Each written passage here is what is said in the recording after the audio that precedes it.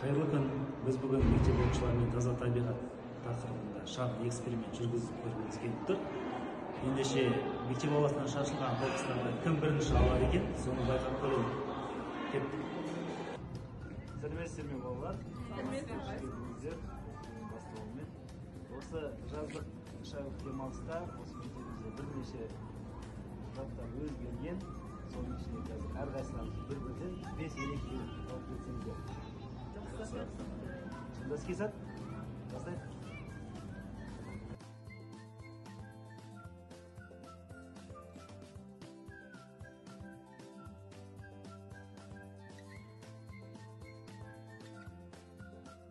Мектептің осы жылғы өзгерістері біздің балалар ойнайтын кішігірім алаңымыз жаңа түстерге, ашық түстерге боялды. Мектеп ауламызға жаңадан алма ағаштары отырғызылды. Жаңа оқу жылында ескі шыршаларымыздың бой көтергенін ерекшелік деп білемін. Мектебіміздегі ең басты өзгеріс сакура ағашы. Бұл сакура ағашын еңбек пәнінің мұғалімі Көпбасарова Кристина қойып жасаған. Қандай әдемі, қараңыздаршы.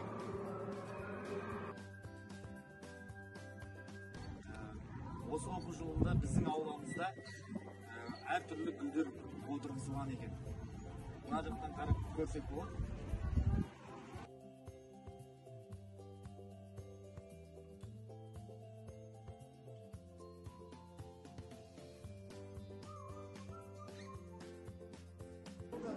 Біздің экспериментіміз әлі жүзеге асқан жоқ, барлығы өтіп кіріп шығып жатыр. Өкінішке орай.